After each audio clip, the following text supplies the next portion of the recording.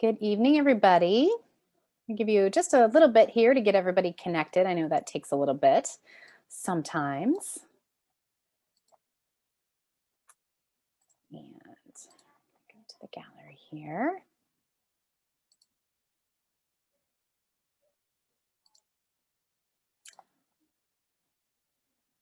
All right, everybody joining there? Got that on? All right. Well, good evening, everyone. My name is Ginny, and I'm from Anderson's Bookshop, and I'd like to welcome you to this virtual author event tonight with Peter Asher. We're so glad to have you all with us today. As a reminder, if you can leave your video and audio off for right now, if you'd like to, there'll be an opportunity later to turn that on. But for now, let's leave that off so we can focus on our presenter. Thank you for taking the time to keep your eyes on yet another screen to talk books and tonight music with us. Anderson's is an independent bookstore. We have been owned and run by the Anderson family for going on 6 generations now. So your support is very personal to us and appreciated by us. And we'd just like to take a minute to thank you for that. Hopefully you've been hearing a lot of things from your community lately about the importance of shopping local and supporting small business. We're obviously in agreement with that. We have survived one pandemic already since we have been around since 1875, but we're going to survive this one too, but only with your help. So as you're thinking about your holiday shopping, please do think about independent business and local small business near you or far if you'd like. When you're doing your shopping and make some choices perhaps that might be a little bit different than you would in years past, because what we do now is going to determine what the world looks like when this all diffuses a little bit. So, but thank you for your support here. It really does mean a lot to us. Normally we would be having this event in person along with almost 400 others in a year, but we're hoping this virtual style keeps us all tied over till we can be together in person again. We do have other virtual events on our calendar, a few more this year and several starting for next year as well.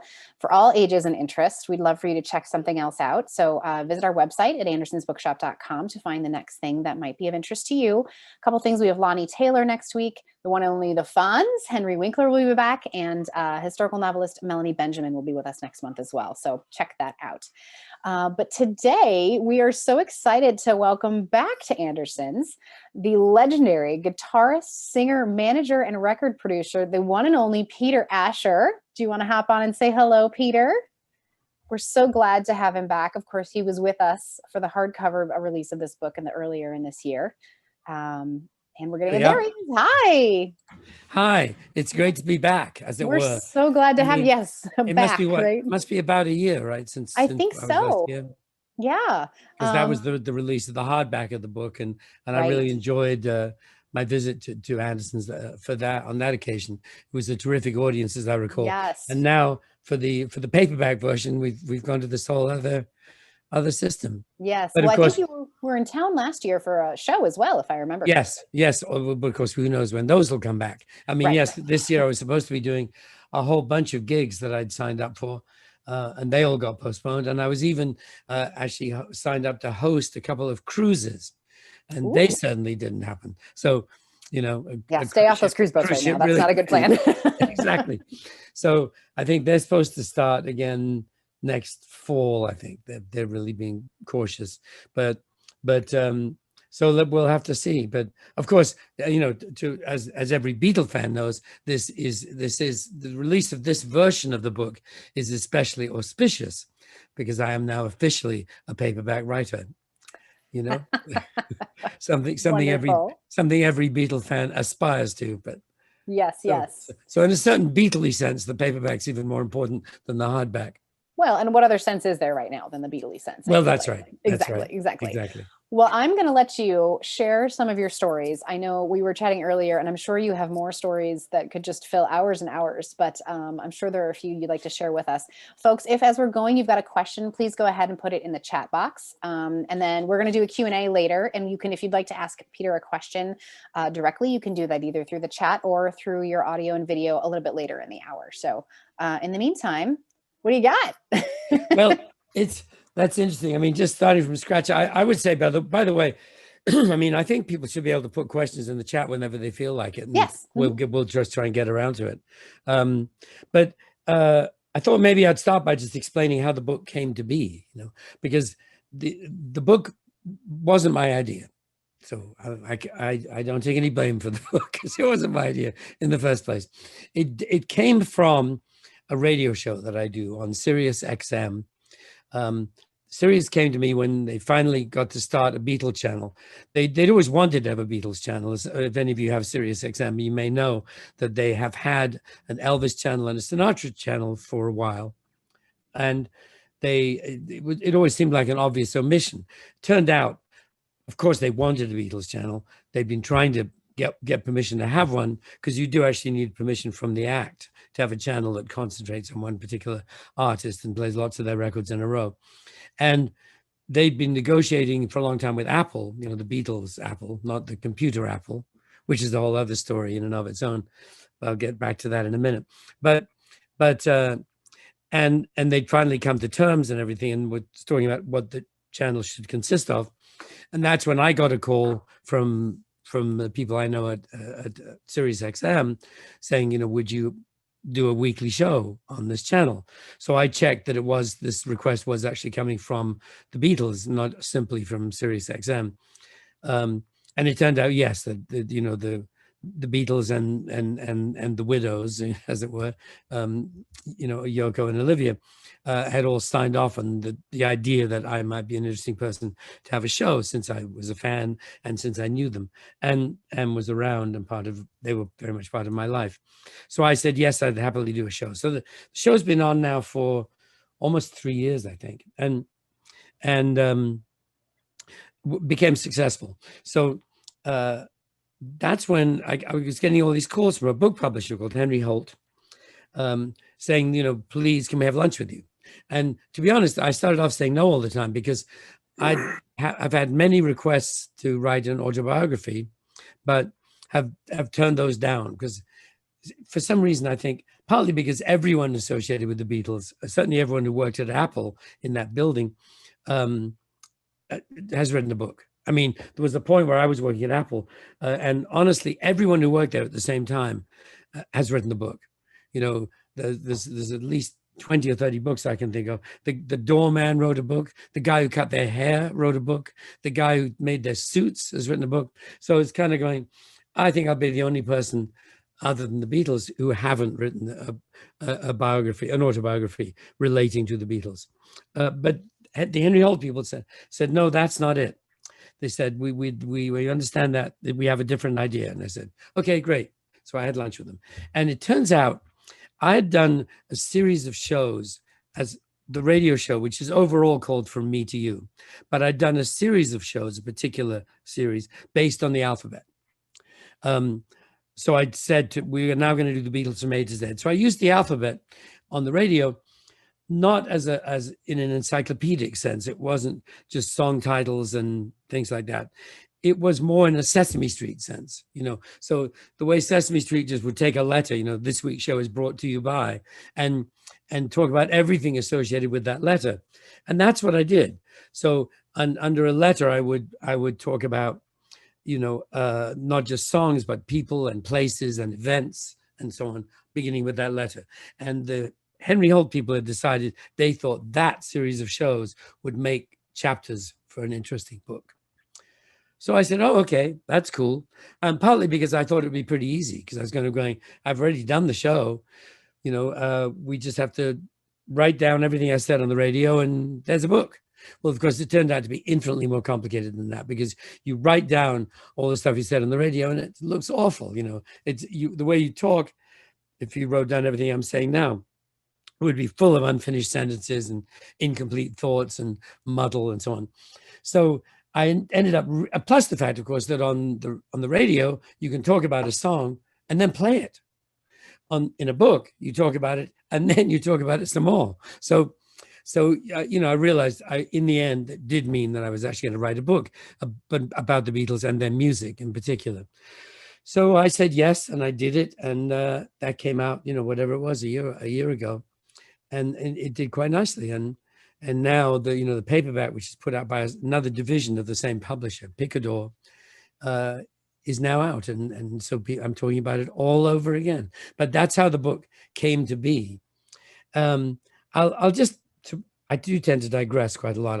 I warned you have no trouble talking for as long as I'm allowed. But I'll tell you one other interesting thing in that I mentioned in passing there, only because it's something people often don't think of, that it's extraordinary to think now, when I had to say, the Beatles Apple, not the computer Apple. It's interesting that when both those companies started, there was no conflict whatsoever between the two companies. In other words, a company that made computers and a company that made music had nothing to do with each other. No one could even imagine that there would ever be any conflict. Eventually, they ended up all suing each other for ages, and there was very big deal lawsuits. But it's so extraordinary when you think about that. Literally, no one saw any connection between computers and music at all. And yet now, computers make music, computers store music, computers, help you make the music in the first place, compose the music. I mean, they're all over each other in a big way.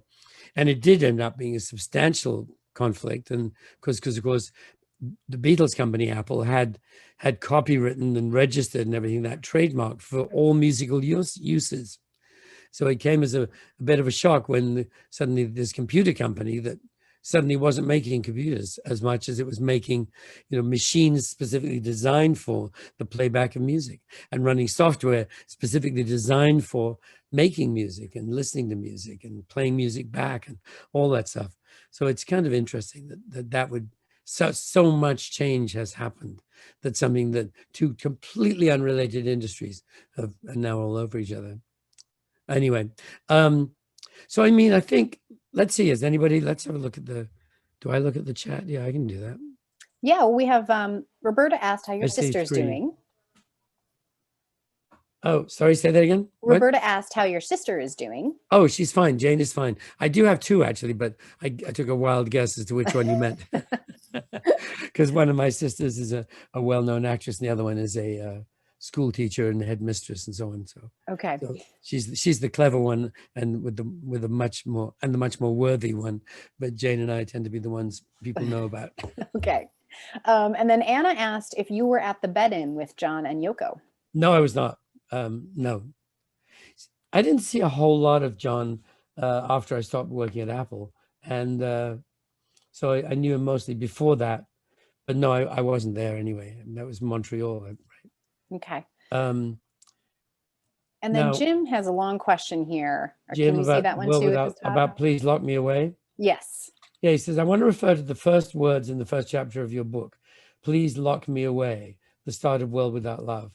In so many songs from the 60s, British groups especially had songs that started off with strong, resolute first lines. The Beatles, No Reply. This happened once before when I came to your door. Help, girl, I want to hold your hand, and even some of your songs. Was this intentional? No. In short, not at all. It says, was it a deliberate style of writing, as in we need a great opening line? Well, in that sense, I suppose, yes. Everyone who writes a song hopes that it has an interesting first line that gets your attention. You don't just want all the songs to begin with, I love you, darling, whatever the song's about. Although, of course, Love Me Do is pretty straightforward, and that's the beginning of that song. But no, I think, yeah, they wrote some extraordinary songs, and their lyrics were as brilliant as their music was, and all of that. But I don't think, as you may know, the World Without Love, which I can talk about, was the song that broke Peter and Gordon very much. It was our first record and became a huge hit. But one of the reasons we got that song, speaking of opening lines, is that John Lennon didn't like it. He thought the opening line was kind of silly.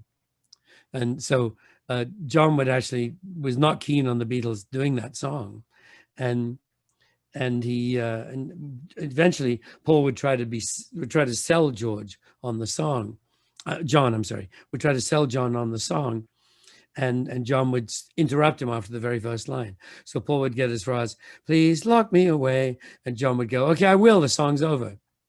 And that's probably why we got the song, because John didn't think much of it. And otherwise, people also go, well, weren't they upset that they'd given away such a huge hit song? The answer was not at all. And the reason for that was that, they were delighted because it meant that, not only were they having hits of their own, they'd have a huge songwriting hit for somebody else. World Without Love was actually the first #1 of the British invasion after the Beatles, other than the Beatles. And of course, everyone knows you're going to be replaced sooner or later. No record can remain #1 forever. So when I Want to Hold Your Hand, the Beatles' first hit, disappeared and wasn't on the charts anymore, who better than us to replace them, because the Beatles had written the song. So they were very happy about that. It raises another interesting question, because the Beatles took songwriting very seriously. When I say that, what I mean is that we all got asked a single question in interviews back in that era that you couldn't avoid, which was, what are you going to do when it's all over? Because there was an absolute certainty that rock and roll pop stardom was like a couple of years, and then you went back to being a milkman or whatever you were before. But the Beatles would answer that question by saying, we will be songwriters. So songwriters had a slightly more grown up, more adult, I can do this for a bit longer kind of flavor than being a pop star did. And they not only admired pop stars, they didn't just love Elvis or Eddie Cochran. They also admired people like Goffin and King and Lieber and Stoller, and who you may know are all the great songwriters who the Beatles admired so much. Smokey Robinson, people who wrote hits for other people. So they thought that was a good thing to do. So they didn't regard that in any way as a sideline. It was a sort of simultaneously an important profession for them, when they took very seriously.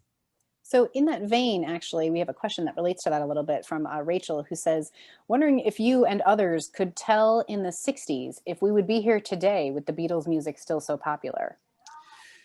I don't think so, no. I mean, I think we knew how good they were. We knew it was some of the best music we'd ever heard. It was clear that they were streets ahead of everybody else in terms of musical creativity. But did we know that the music was going to last for hundreds of years? Which now I think we can be confident it will, because it's heading in that direction, believe it or not, already. It's if it can last this long, it's each new generation relearns how great the Beatles are. Absolutely. And there's people who were nowhere near being born when it all happened, and those people's kids as well. They all know and love the Beatles. So I mean, I think now we can assume that the Beatles are going to be up there with, as much as everyone knows who Bach is and loves his music today. That amount of time is going to whiz by, and the Beatles will still be as famous as Bach is, and which is a great thing. But did we know that? To answer your question, eventually, no, I don't think we did. We just loved them, but we weren't thinking long term. That's an unusual skill to have, to be thinking that far ahead, of knowing that something that you love right now is going to last that test of time, versus that moment, as you say, everyone was really thinking about the pop stars in the moment, right? Yes, and even authors, authors I really love. Do we know which one's going to be Dickens and still being read today? I mean, I don't think we do. Who's going to read? I mean, I'm in the middle of the new Kingsley Amis book, which is fantastic, and I love everything Kingsley Amis has ever written. Is he going to be around as long as Dickens is around now? I hope so. I would guess yes, but I don't know. Well, we booksellers like to think we know those things, so I'll tell you. It depends on tell who me you now, ask. who's going to be around in 100 years? Well, it's interesting. Does Martin Amis qualify? I don't know. I'm not familiar with that one, but I will tell you that there's such a reckoning right now on who is. There were plenty of other authors, people who could have been authors around Dickens' time, but didn't get that opportunity to publish and to be promoted that way. And now, we have that. So that's interesting in the book side of the world, or the book. Yeah, that's true. Side of the book world, rather. So that's true. Okay, well, so Zadie Smith. I mean, there's so many good writers now that I think do I love. So we'll see. But it'll be very interesting to find out. Absolutely. So Daniel asked if there were any artists you wish you'd had the chance to work with. Yes, of course. There are, but It's hard to say, because usually there are artists who ended up, who were very successful and found exactly the right producer for themselves and made great records, you know. So it's but on a basically just sort of jealous level, yes. I mean, there's people now, current music, who I love. You know, I'm a huge Ed Sheeran fan. I'm a big Billie Eilish fan. This, you know, but on the other hand, they made great records already. They didn't, you know, I don't. It's not as if, I suppose, to directly answer that question, I should try to think of somebody who I think could have made better records than they did had I been producing. I haven't zeroed in on an answer to that question, because it's really hard to say, you know, that you could have done better. But boy, I don't know. There's so many good artists out there. What's interesting to me is people, you know, I've never been one of those, oh, they don't write songs like that anymore. And, you know, back in my day, all the singing was so good and all that stuff, because I'm continually astonished by how many remarkable singers and musicians there are. I mean, there was a school of thought for a while there that, oh, now it's all samples and it's computers and this, that, and the other. And nobody's ever going to learn to play an instrument properly again, or sing properly, or you don't have to sing in tune anymore and all that stuff. And it's turned out to be the exact opposite. People, the standard of musicianship, of virtuosity, is just insanely high. You know, there's such great players out there. Now, some people have even learned how to play things that a machine played on the record. I mean, there's drummers now who go out on tour playing a drum part that was actually created by somebody programming stuff, and that was never actually played by a human being until they had to learn it afterwards. So it's actually ended up that the machines have nudged everyone to higher levels of expertise. I want to read just a happy thought from Carrie here, who says, our sanity was saved this summer when we listened to the Peter and Gordon station on Pandora every Friday for happy hour. Thank you, dancing may have been involved. I hope it was, Carrie. Oh, absolutely. Good music brings out dancing. Sorry, I wasn't there to dance with you. That's fantastic. Yeah. All right. Then we have Rob from Chicago, who met you at the Fest for Beatles a few years back. Can you share a story about Paul sharing the top floor of your family's house? Well, yes. I mean, people always kind of ask me, well, what kind of a roommate was he? You know, and he was great. You know, we you know, we were right next to each other. We were on the top floor of our family home. It's a big old Georgian house in the middle of London. And the top floor is what in the old days, in the sort of upstairs, downstairs days, would have been servants' quarters, which had lower ceilings and so on. And there were two rooms on that floor, a bigger one that I had and a smaller one that Paul had. And we shared a bathroom across the hall. And no, I don't think we ever had any sort of roommate conflicts. He was fine. He was charming. And we you know, we were both working quite a lot too, of course. It's not as if it was an absolutely continuous situation, because Gordon and I were already working, doing gigs at night and stuff. And Paul, of course, was occasionally gone on the road. So, and of course, the things I do remember when I was lucky enough to hear songs in progress. Sometimes he would play me a new song on his guitar. We each had guitars that we kept in our rooms. And, then there's the famous story that you probably heard, but about, you know, about I Want to Hold Your Hand, which was when, you know, in the basement of the house, there was a small music room. My mother was a professional musician. She was a classical oboe player and oboe professor at the Royal Academy of Music. And so she had a little room down in the basement where she would occasionally give private oboe lessons. And that had a very small upright piano in it.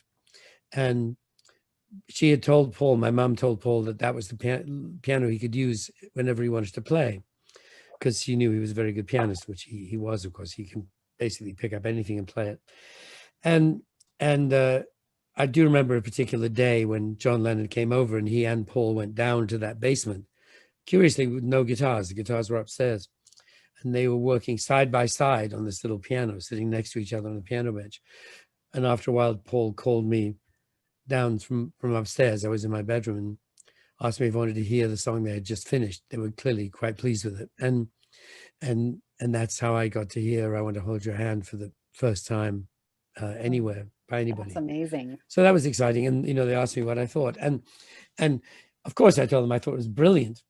And the key thing is also not only do you love it, but my first reaction was to say, please play it again. And of course, that's what makes a hit record, because when in great pop record, one of the key facts of it is that, like in the old days when it was a 45, the minute the needle would get to the fat grooves in the middle and start spinning around, you would drag the needle back to the beginning of the record and listen to it again. And when I said, please play it again, of course, the other good sign was that they were delighted to do so. They knew full well. The other interesting thing about hearing that was just how amazingly well they sang and played together. I mean, all those months or years in Hamburg and playing clubs and stuff, especially in that era when there were no such thing as monitor speakers, or let alone in-ear monitors or any of that. So you couldn't hear yourself at all when you were doing gigs. And yet they'd managed to learn to sing completely together. So they sang loud. I mean, some people, if both of you sit at the piano and hammer away, the vocals would disappear. But in this case, they had very strong voices, completely in tune, immaculately together. And that was highly impressive. Plus this killer song. Right. Another message from Roberta, who also had met you several years ago and says you were as cool as could be, but wonders when was the last time you ran across Paul or Ringo? I might have been Ringo more recently. I saw Paul at it was an Abbey Road playback, the new mixes of Abbey Road, and that was at Abbey Road Studios, which used to be EMI Studios. And that was only a bit before the plague hit, I guess. I flew over to London for that and saw Paul there. And Ringo was there too. I see a bit more of Ringo usually because he lives in LA so much. So, but I haven't seen either of them since all this began, obviously. But I think it was Paul in London and Ringo here in LA. Okay. And somebody else asked, did you witness Paul work through any specific songs? Well, there was I Want to Hold Your Hand.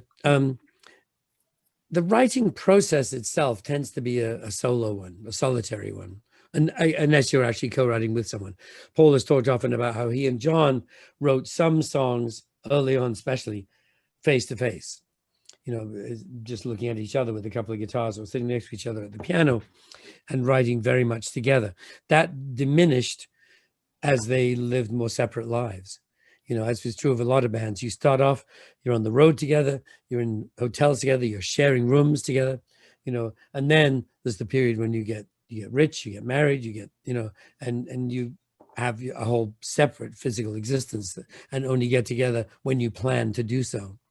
And then when they wrote more separately, and they often have songs completely done and just rely upon each other for a bit of help.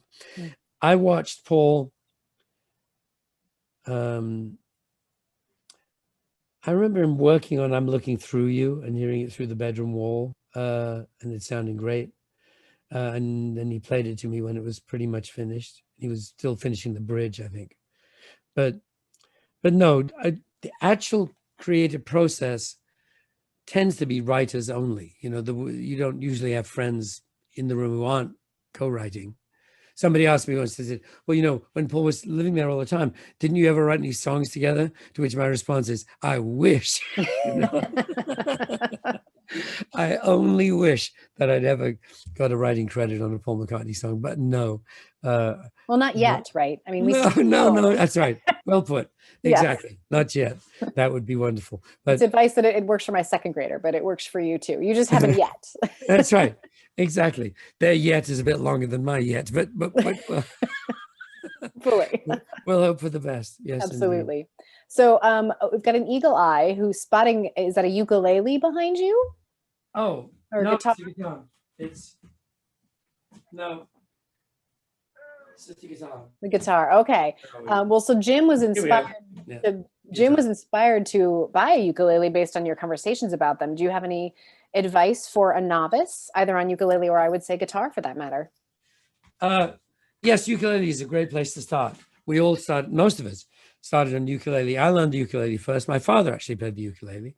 My father was very musical. He's a doctor, distinguished physician, but but also a ukulele player.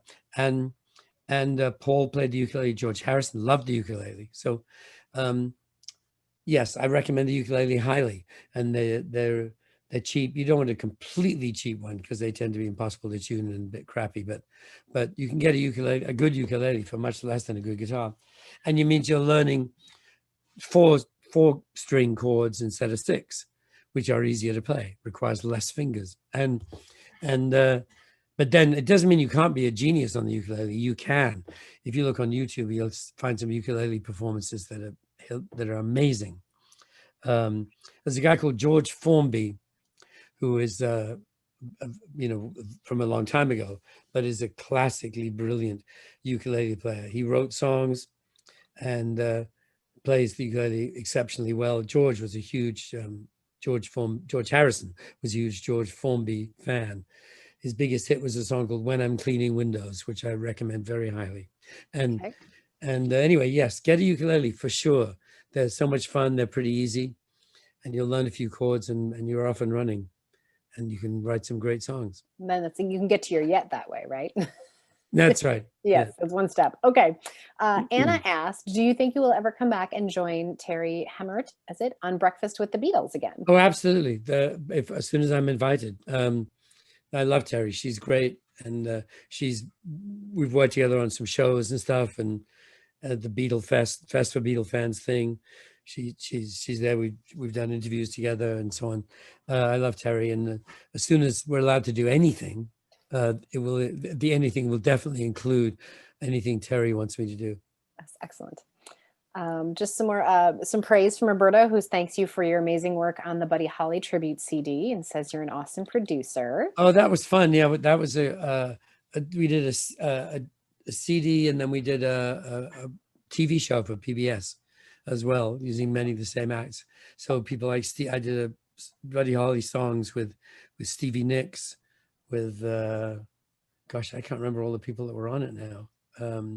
Patrick Stump from Fall Out Boy. A lot of terrific musicians did killer versions of Buddy Holly for me, and that was so much fun. Natalie Merchant, who I'm a big fan of. I forget. It seems like a long time ago now, but yeah. And some people were different from the TV show or from the album, but I'm a big Buddy Holly fan, and that was a thrill to do it. Stevie Nicks' version of "Not Fade Away" was one of my favorites for sure, and she did the TV show and the CD for me. So you mentioned CDs. I'm curious if vinyl is having a renaissance. People are really going back to it. How do you feel about that? Do you think that? Yes, it's interesting. I'm not. I mean, I don't have any vinyl. I didn't keep any. Should have, of course. It all dissipated over time, and tragically, it included, a White Album that was like number 15 or something. So it would be worth a fortune. But I like vinyl, but to be honest, it really only makes a big difference if you're an audiophile kind of person. The people, for a start, even back in the old days, there was a division between the people who took it seriously, would take the vinyl off the turntable, wipe it with one of those spongy things, put it in the inner sleeve and in the outer sleeve. And then there were the people who let them kind of swirl around on the floor in a kind of mush. And I was more of the latter school of vinyl. And so, but it sounds a little bit different. I think some of it is psychological. It doesn't sound that different, and certainly doesn't sound that different at all from the high res stuff that you can now get. As you know, CDs. Of course, when they came out with CDs, they said this is as good as anything could possibly sound. This is perfection, and of course, it wasn't at all. Right.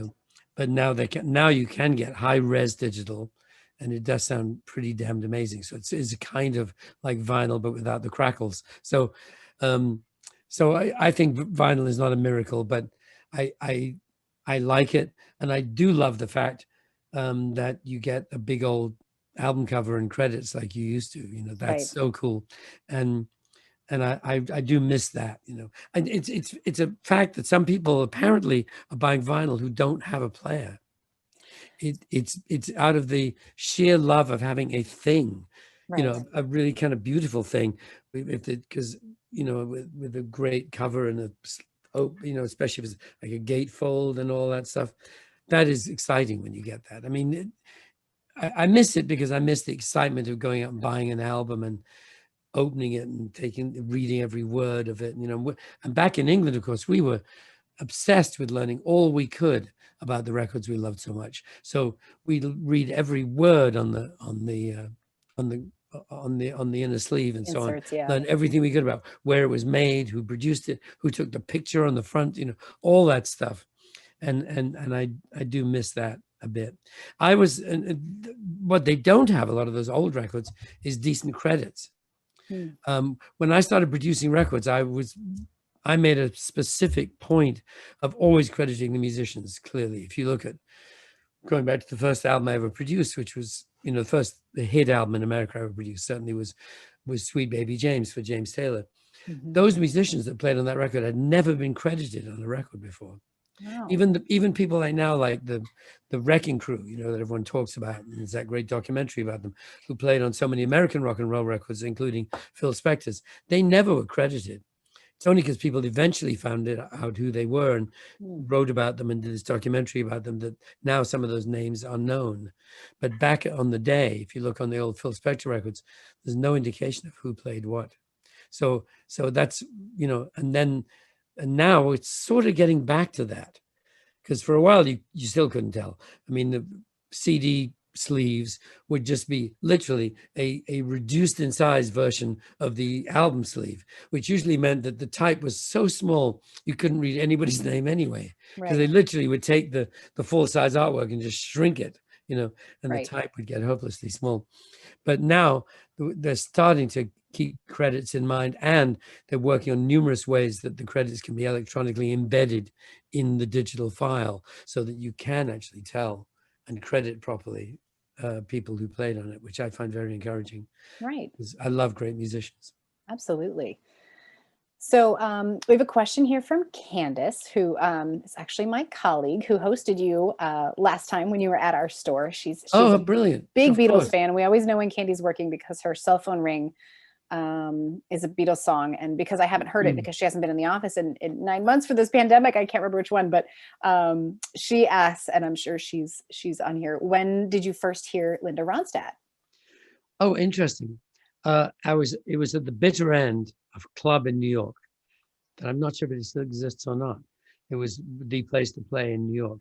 And somebody had said to me, oh, there's this girl playing at the bitter end. She's amazing. She's got one of the greatest voices you'll ever hear in your life. You have to go and see her. And he also did mention that she also, sang barefoot in very short shorts, was completely gorgeous and insanely hot.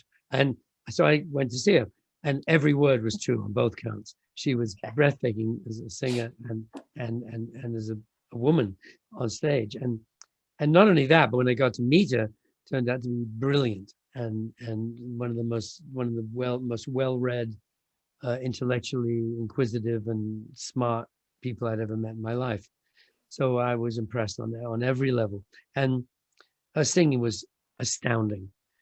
And I still, when people ask, freely admit that just as a singer, Linda's the best singer I've ever worked with in my life. I've worked with an extraordinarily amazing artist, unique, creative, and brilliant in every way. And I do tend to like artists where, I love a singer where they sing you a few notes and you immediately know who it is.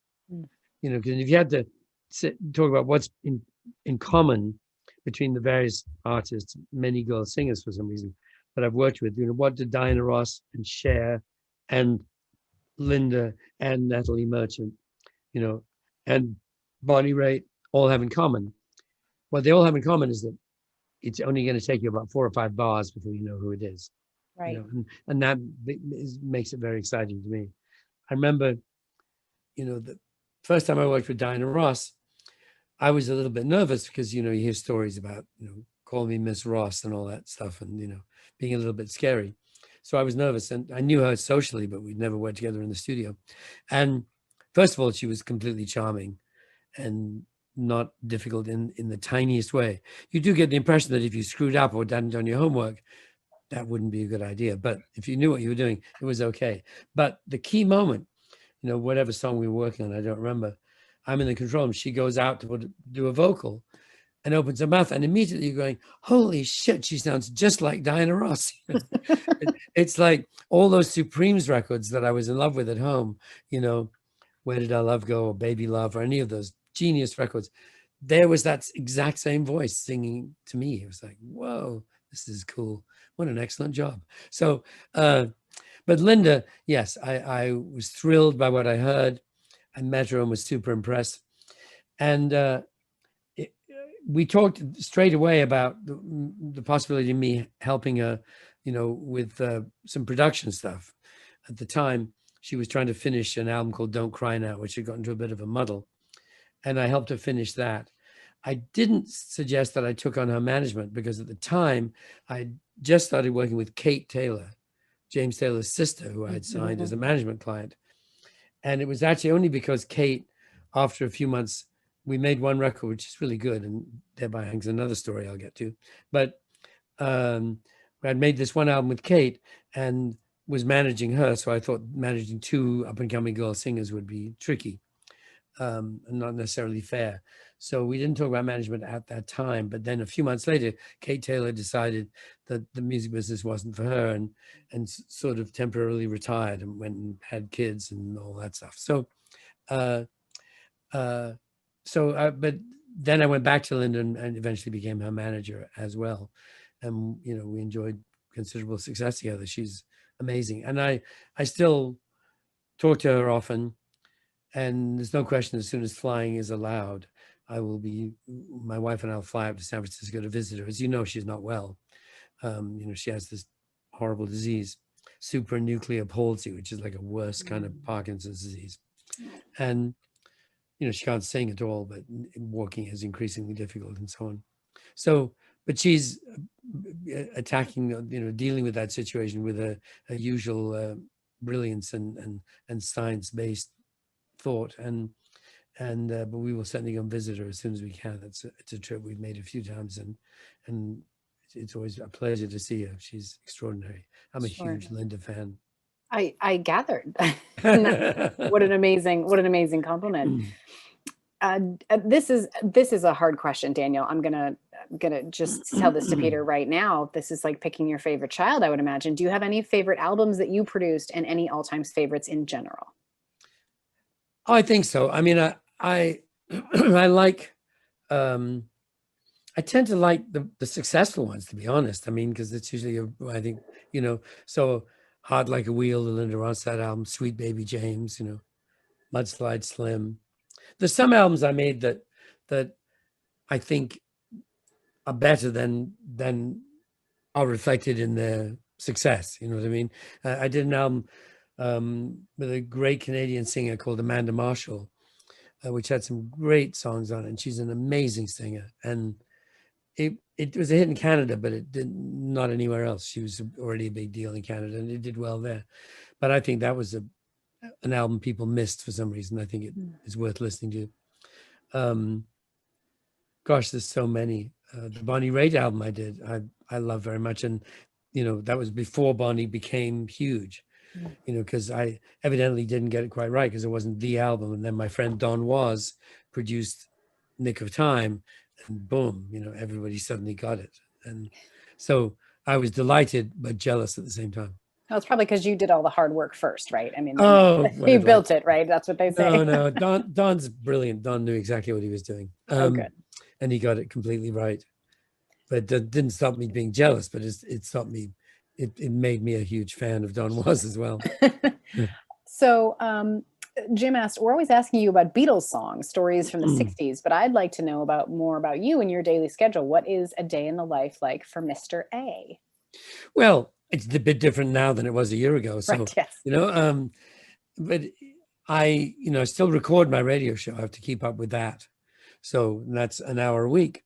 So, and I usually do it every couple of weeks. I try and get 2 or 3 done at a time. But the hard part actually is writing them, so that takes longer than you'd think, because I've got to think of some new way of blathering on about the Beatles, and I've been doing this for 2.5, 3 years. So, it's not always easy to, because people go, well, don't you have researchers or a producer or something? And no, it's me and a blank piece of paper and a pencil going, what the hell am I going to talk about now? And your brain, right? Exactly. So that takes up some time. And it depends whether I have a project going on or not, which funnily enough brings us to what I was talking about before, because I have been in the studio the last few weeks working on a project, which you can find a lot of information about online, which is that, as I mentioned, Kate Taylor, we did that one album called Sister Kate, because Ahmed Ertegun, who's the key record business guy who ran Atlantic Records, shared my opinion of what a great singer Kate was. She's the kind of the super soulful side of the family, and so we did that one album. It came out, did quite well, and then, as I say, Kate sort of retired for a bit. She gradually ended up going back on the road 10 years later or so, and off and on for a while. And but then this somebody got in touch with me and said, why don't you and Kate make an album now and put it out next year? Because do you realize next year is the 50th anniversary of the album you did originally with Kate? Now, I on the same album, I'd used many of the same brilliant musicians who'd played for me on James's album: Danny Korchmar, the guitar player; Russ Kunkel, the drummer; Lee Sklar, the bass player. All of whom are still at the peak of their powers, and all of whom are still great friends of mine. So when they said, "Why don't you see if you can get the same band and put some songs together and make a new Kate Taylor album?" I said, "Definitely, I'm on." So they put a plan together, and that's the thing I've been working on for the last month in the studio, using the new protocols. We kept everyone separately and masks and all that stuff, because obviously you have to be very careful, particularly because Singing. two people singing on the same microphone, because they say singing is lethal. Right. Singing is really bad news. So you'd obviously do Kate on her own, and then they come in and wipe everything down, and then you do the background vocals and wipe everything. So we did it totally by the book. But yes, we are in the process of finishing a brand new Kate Taylor album, which I have to say I'm very proud of. It's come out really well. That's very exciting. And yeah. Do you have a release date on that? Springish, Okay. because we're not certain who's putting it out yet. We just did it ourselves. Okay. And plans are being made. Kate's manager and the person who put this whole project together have been talking to various labels and plans and so on. But everyone seems to like the record, so I think they'll have no trouble making a plan. Yeah. Well, that must feel very fulfilling to you to be able to work on both of those. It's so interesting, yeah, because of course, I'm just happy to be working at all, because to be honest, I'm officially way past retirement age, so I should be learning golf and moving to Florida, but I have no such intention. We're happy where you are, if it's any consolation. So I'm definitely continuing to work, and then of course, the minute this is all over, as I say, there's a whole lot of gigs that are backed up from gigs that got moved. A lot of them were in like April, and then they were moved. Well, we'll move it to July because everything will be fine by then. Then, okay, we admit it's going to be the beginning of next year, except it isn't. Story of my life. It's going to be the end of next year. Yeah, exactly. So that's the other thing, and there's a few other projects going on too. It's a sort of individual one-off projects. Okay. I consult on a lot of stuff, and I get asked to contribute to projects and so on. And then, since one's home anyway, one tends to say, yes, I'll help. Absolutely. Yeah, absolutely. Because I like working. I like to be busy. I've never complained about too much work. Yes. So we have more of a technical question here from Jim, who says, to what extent do you think the Beatles tunes were performed as initially written? And to what extent did significant changes occur in production? And how would you compare that process to yours as a producer for someone like James Taylor? Well, good question. Interesting question. I mean, of course they change, because a song starts almost always being written by somebody with a guitar or a piano solo. So the act of arranging it between the individual Beatles changes the song. And some of that was George Martin too. I mean, famously, as I'm sure you know, Please Please Me was written, even when it was worked out with the band, it was slow. It was a ballad. It was kind of seen as a kind of Roy Orbison song, you know. Last night I said, you know, it would work as a ballad.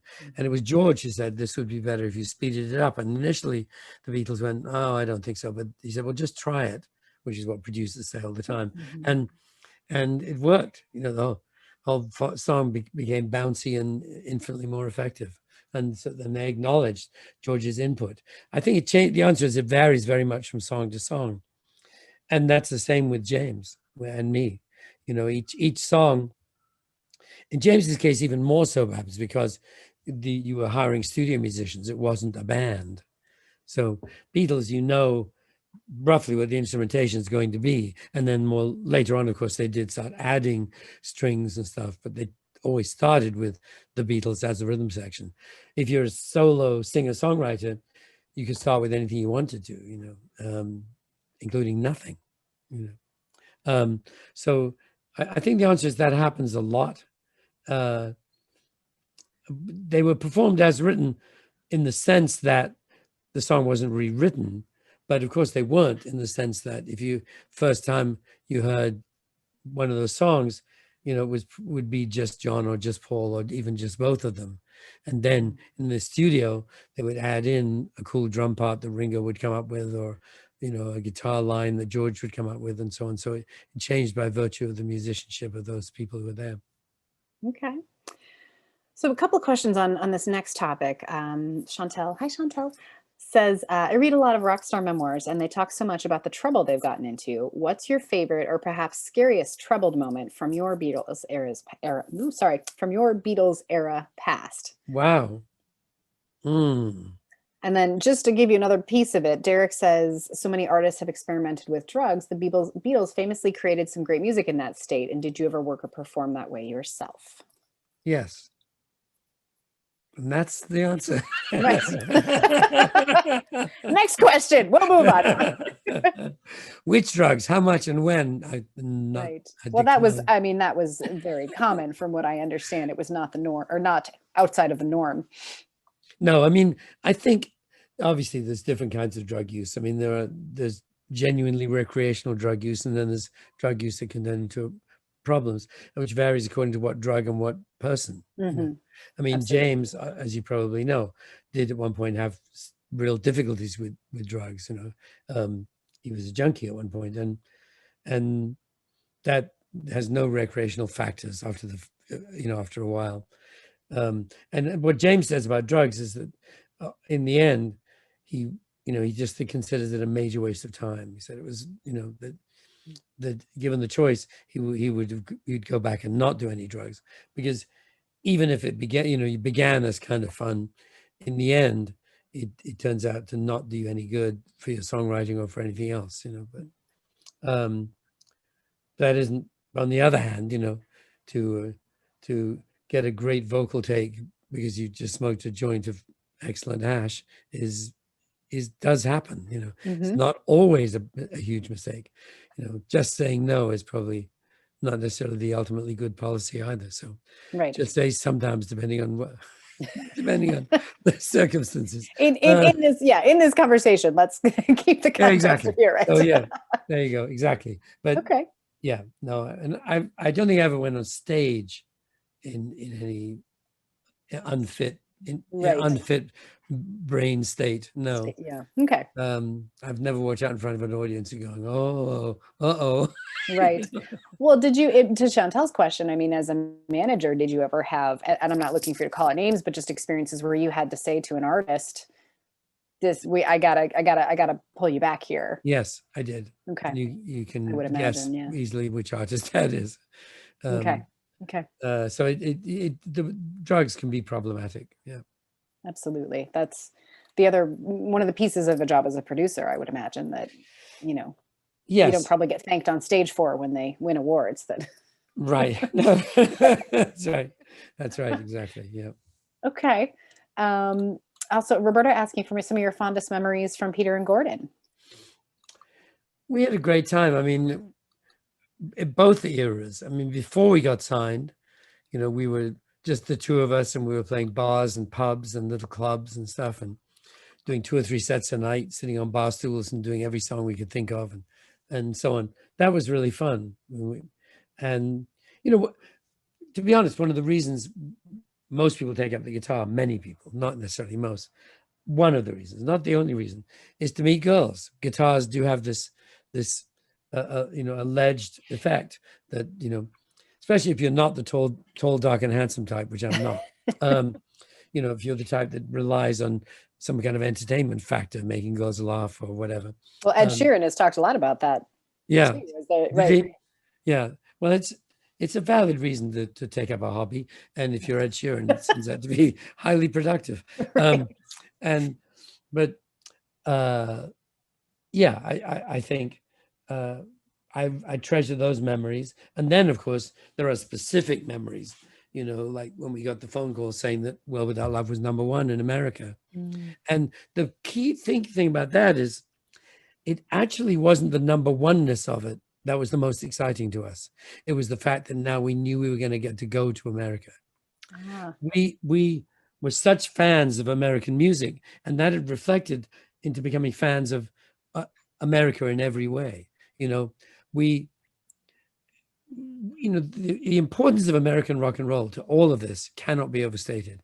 You have to remember, when the Beatles started, they were a cover band. They were a tribute band, not a tribute to any particular act, but a tribute to American music.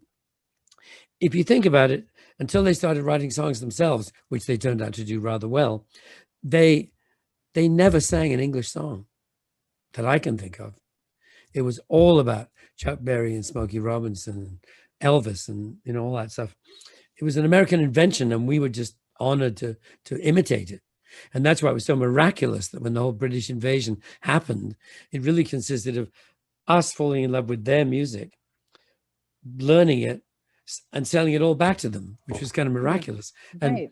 And so that's why, and that had gone further than that, to the point where, to us, America was magic.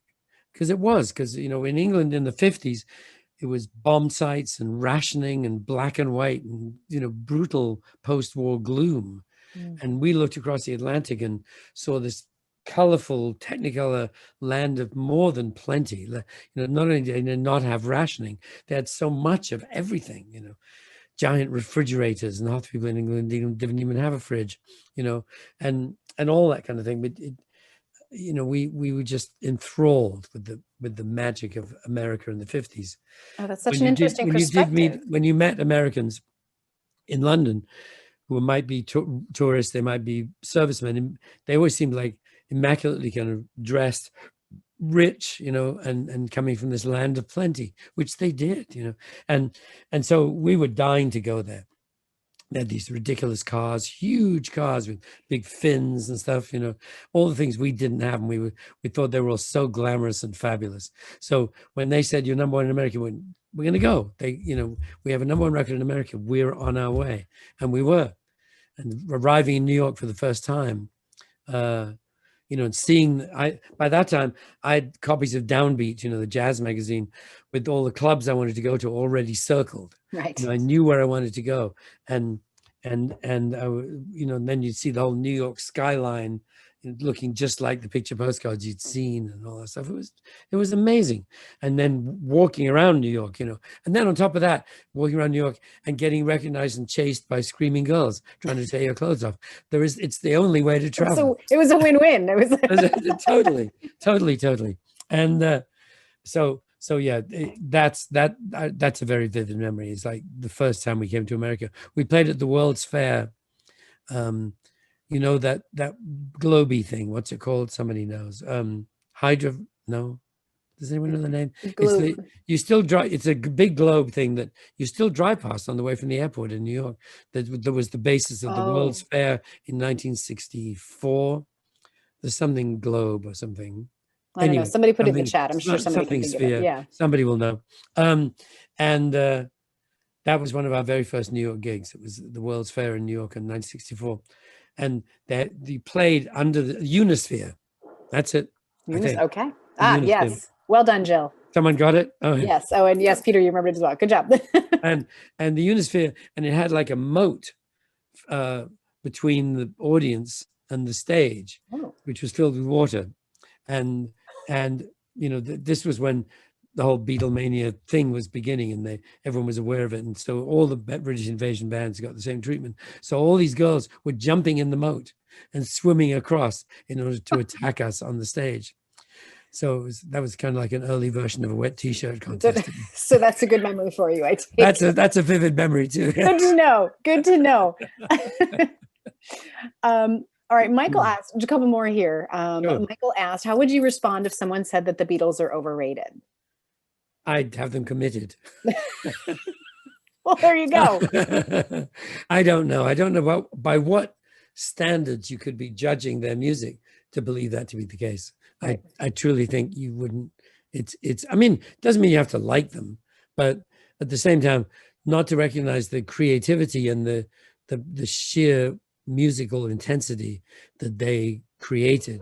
When you can't deny their influence and the legacy that you all created. Yeah, absolutely. Exactly. Yeah. And no, I mean, and I always explain that the British invasion, to my mind, was like 90% the Beatles and 10% the rest of us all put together. Right.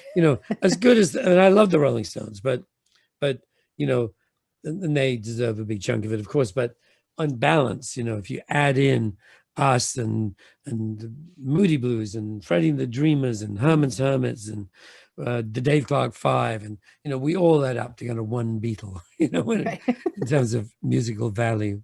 Yes. Well, in my house, we grew up with the Moody Blues, so in my house, it was more. They were more than one Beatle, but no. But wait a minute, which Moody Blues you're talking about? The satin. Oh, Nights and White. Is that right? Orchestral, because yes, but you see, to me, the Moody Blues are Go Now. Go Now. Oh no, I don't. The first Moody Blues smash record was a song called Go Now. With that was when the lead singer in the Moody Blues was Denny Lane, who then became a member of Wings. Okay. And his version of Go Now is terrific. And that was what made the Moody Blues a hit, to my mind. And then quite a bit later, they emerged covered in white satin and with big orchestras. Right. All right. Well, I will have to go school my dad about that, because that's not what Go Now is a great. That was my first concert, though, was Moody Blues. Wow.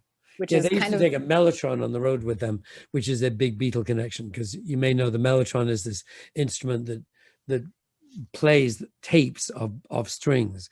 It's kind of a very early version of sampled strings. The mellotron is what begins Strawberry Fields and all those things.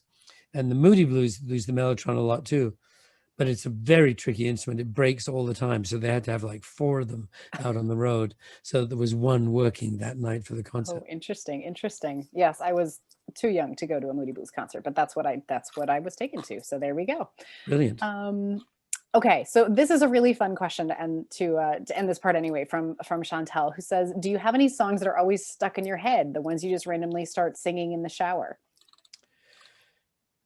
Interesting.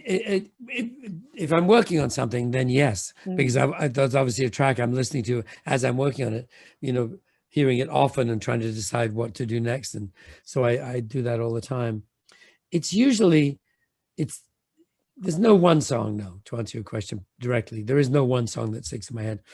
And sometimes it seems like it's come out of nowhere, but very often if you think back, you can actually remember why you're suddenly remembering the song and where you heard it or when someone talked about it, because there's certain hit songs that are so good that the minute someone says the title, the tune starts playing in your head. Yeah, absolutely. Well, there's a lot of Beatles songs are like that. Sure. All the research about how music is actually most connected to your memory of all of your senses. Absolutely. And so hearing that song will take you back to that moment, I imagine.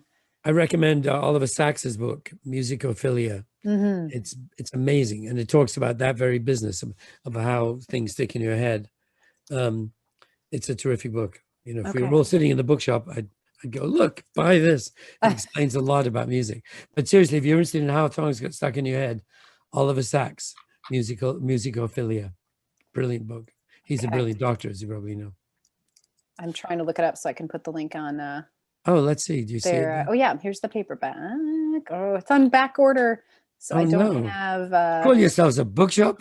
well, it's super old in the book world. It's from 2008, the paperback edition, which is ancient. So Yes, no, he wrote it a while ago. But yes, so I'll it, put the link up here if I just have to anybody give needs. you a hard time. But Oh, I somehow collected those types of folks in my world, so you're all good. Um, okay, well, I don't know if anybody. We just got a few minutes here, but if anybody wanted to turn on their camera yeah, and please, if anyone say wants to ask a question in hello and person, yeah, if you've got a quick one, go turn on ahead your and camera and your mic. Say yeah, hi. and you can kind of use the raise hand feature if you'd like. I can't quite see all of you on one screen at once. Somebody, Thomas, is connecting, it looks like. That has been happening, I think, Oh, the that's whole all the time. issue. So yeah, I Okay. don't know Oh, what's there's going on there. Phil and Jim. Oh yes. Jim's in silhouette. I don't know how to do the. Oh, well, Somebody's on. somebody's on. I know Candy's. Oh, there's Oh, Chantel. Chantel. Chantel Hi, works for Chantel. Anderson's too. I haven't seen you in a while, Chantel. Hi. Too dark. Oh, great. question. Yes, Jim. Yes, go Sorry, ahead. go ahead. Could you speak a little bit about the Beatles Christmas messages they recorded every year to the fan clubs? It was interesting to listen to those and see how the band and the people were changing over the years from year to year. Yes, I've never really listened to them in order. I remember hearing them at the time. You know, I was playing no role in it, and I wasn't in the studio about anything. But I remember Paul playing me one when they all got home. They, yes, I don't know. I've got a lot to say. I don't know if anyone's heard them, but they're highly entertaining, and we were all big fans of this radio show called The Goon Show. I don't know if you know anything about that. Which Peter Sellers was a key member, and Spike Milligan was the genius, whose books I also recommend. But his will be old too, since he's been dead for a long time. But they codified the kind of extraordinary Beatles humor, you know, which was in some ways Goon Show influenced. It's a radio show we all listened to every week without fail. It was brilliant, and it gave rise to Monty Python, and that whole school of British humor began with the Goon Show. And the Beatles were certainly very much influenced by it. And they all had separate senses of humor, you know, because John was much influenced by Lewis Carroll and, you know, wordplay and stuff like that. And Ringo's humor was more kind of goofy, but at the same time extremely witty. You'd think of stuff off the top of his head to say that was brilliant. And I think you find all of those, as I remember, in those fan letters. And then there's that other weird one that came to light quite recently, where it's Paul being like a DJ. I don't know if you've heard that one.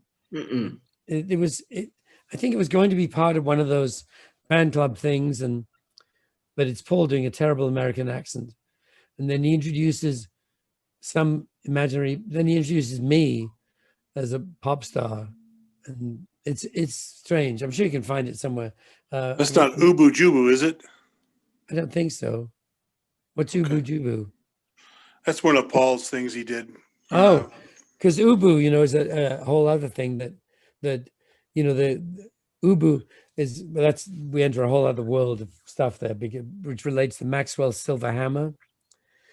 Paul and I became fond of this French author called Alfred Jarry, who wrote a play called Ubu Wa, which was a totally surreal, bizarre French play that scandalized Paris. There were riots when it was originally performed because it was obscene and full of non sequiturs and all that kind of thing. But in Ubu Wa, Alfred Jarry lays out the precepts of a science called pataphysics, which is all, and some of you may remember, is in Maxwell's Silver Hammer, where somebody was quizzical, reads pataphysical, you know, all that stuff. I can't remember the words exactly, but people would let pataphysical go by without wondering what it meant. And it is actually a utterly nonsensical science invented by Alfred Jarry, and Alfred Jarry's big play was Ubu Wa, King Ubu. So I wonder if Ubu Jubu something to do with that. It be. Robert said Paul's was called Unforgettable. and it was strictly made for the other Beatles in 1965. I don't know if that answers the question. Yes, that's the one I think There you go. that I'm in. Okay. I think that's the one I'm in. Yes. Somebody had asked earlier, Peter, if you were gonna pick up again that guitar behind you and let us enjoy some of your music, but I don't know if that's on your schedule tonight. I could end with the short version of "World Without Love," I guess. All right. That'd be Does anybody great. else? Yeah. Does anybody else have a question here before you? Phil, did you have your hand up? Go ahead here, Phil. If we can hold on, Phil, if we can unmute you, or if you can unmute yourself. Yep, I'm actually. Got me now? Yep, we're good. Go ahead. Yeah, we do. You mentioned Terry Hemmert with the Breakfast with the Beatles. Yeah. Is that a franchise type thing? Because I think I've seen a Breakfast of the Beatles on some other Yes. radio station. Yes, there are other ones with other people. There's the one with Chris Carter here in LA, which goes national, which he does every morning on Sirius XM. That's coast to coast. So that's the most famous Breakfast with the Beatles. But there are Okay, so he's more the original. Well, yes, but even he wasn't the original. Okay. The show's been going for a long time, but Terry does a great version, and so does Chris. But yes, I'll have to message her about this. I guess that's a concept because the name was so irresistibly good the minute someone thought of it. Let's play Beatles, because as you know, in radio, morning show is one of the big things, the morning show and drive time show and stuff. So Breakfast with the Beatles is just a perfect phrase. Sure. All right. I think I've got a hand here, Candace, and I know Jill, you wanted as well. So go ahead. Good. Dan, you want to talk? Okay, Dan. we're there. You are. Hi, Dan. Hi, Yeah, I Dan. hear you. How are you Hi, guys? Jenny. Peter, we Hi. spent an evening with you a while ago, and you told a great story. I think it was Natalie Merchant. Or Cher. Was it Cher? Now, Natalie Merchant was recording, Yeah. and somebody called the recording room Yes, and I said, can "Is this tell you that. important?" I'll tell you Go that ahead. story. Was it Cher? Yeah. No. What? Yeah. No, it was. What happened was, I was producing this band 10,000 Maniacs with Natalie Merchant, a great band. The album that was finally called In My Tribe when it came out. It was a good record. And I was in the studio doing a guitar overdub. I had a solo in mind, and the guitar player Rob was working with me getting it down on tape. And outside in the lounge where everyone was sitting, the phone apparently rang, and the tour manager picked up the phone, and a voice said, "Could I speak to Peter Asher?" And he said, "Well, he's in the middle of doing a guitar solo. Should I ask him to call back, or is it important? Should I go and interrupt?" To which the voice on the phone replied, "This is Cher. You decide." Oh, gosh. Which I thought was so great. And of course he came to get me instantly. Yes, as one does. And I talked to Cher. And Natalie thought this was the coolest thing ever. She finally figured out, how a female pop star is supposed to act. And so everything else from that day forward, when it was like, should we order you a sandwich? It would be, "This is Natalie, you decide." Amazing. But it's at Cher at her finest. She's terrific. Awesome. All right. I know Jill had something real quick. Real quick, I just moved from Chicago to Nashville, and I'm working here at Gibson Guitar Headquarters. That's where I'm sitting right now. But I think you were a different guitar player. Did you play Gretsch, or was that your preferred guitar? I don't know if you can hear me okay. I can. You're a little bit echoey, but yeah, I used to play old Gibson all the time.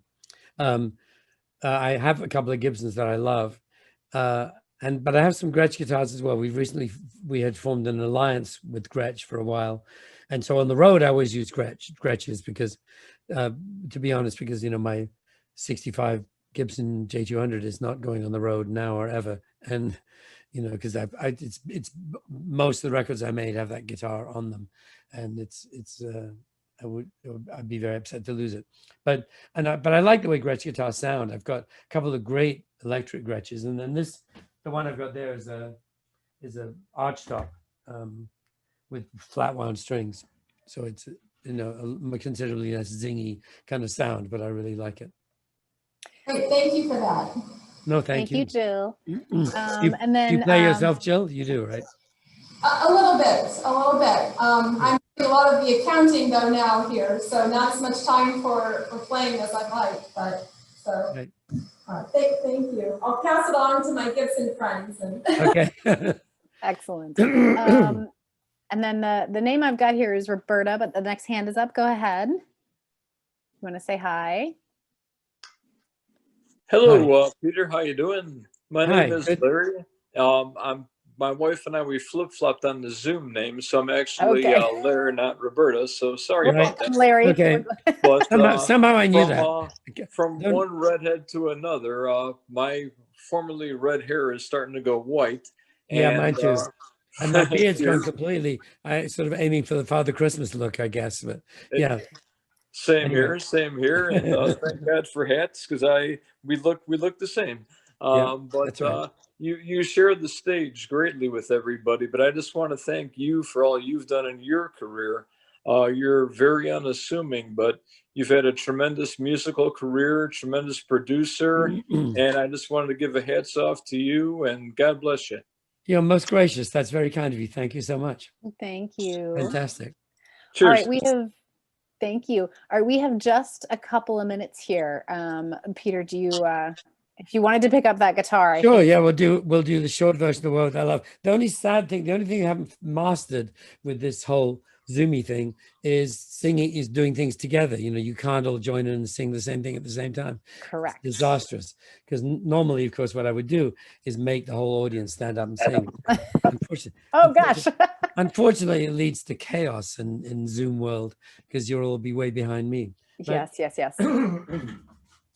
We can, everybody can, stay on mute and you can sing along from home and it'll sound great to you there at home. And that's really all that matters, There you right? go. So, I wasn't expecting this, so let me just tune the guitar quickly. well, yes, we warmed up your voice by just making you talk for an hour, but that's not the same. So while it's tuning up, I will just ask you all to check the chat.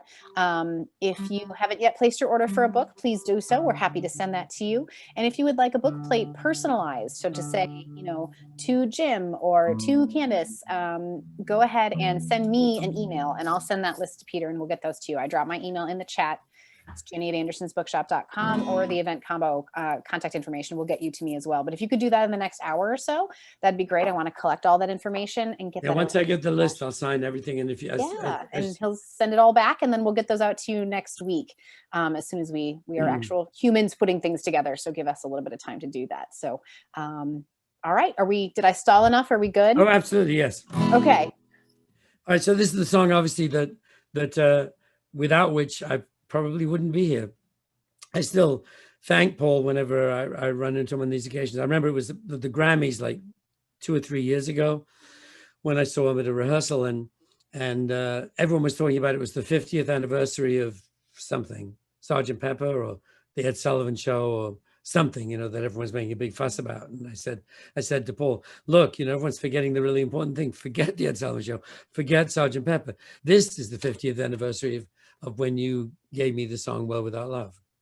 And I said, if I haven't thanked you sufficiently in the intervening 50 years, let me thank you again, because without that record, I mean, Peter and Gordon did get signed. They would have made a record, but it wouldn't have been that song, and it probably wouldn't have been number one all over the world.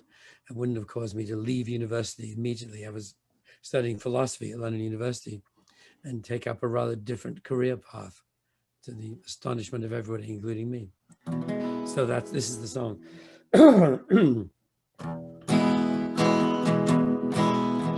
Please lock me away and don't allow the day here inside where I hide with my loneliness.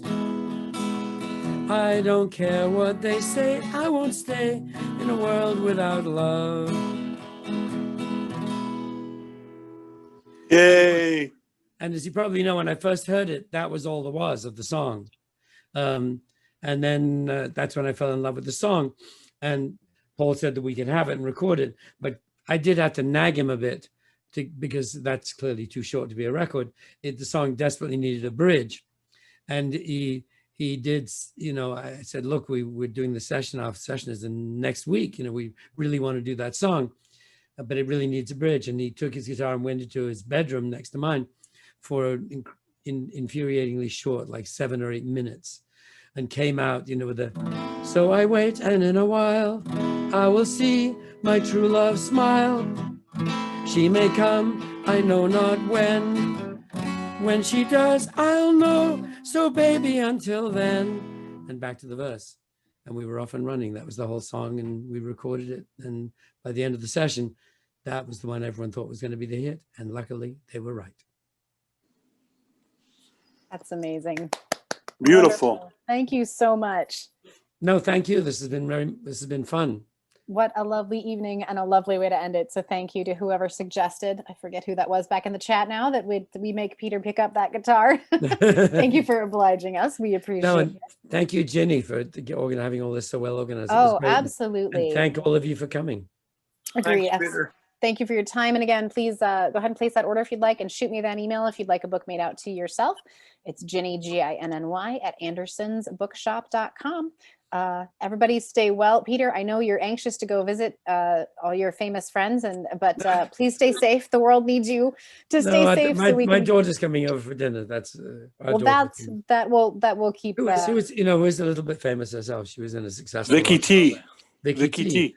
Well Awesome. done. That's exactly right. Victoria Asher, known in the pop world as Vicky T. Exactly. Amazing. So. All right. Well, everybody stay safe, please. Thanks for joining us tonight. We appreciate it. Happy reading when you get that book, and stay safe out there. All right. Thank you very much, everybody. Thank you. Bye-bye.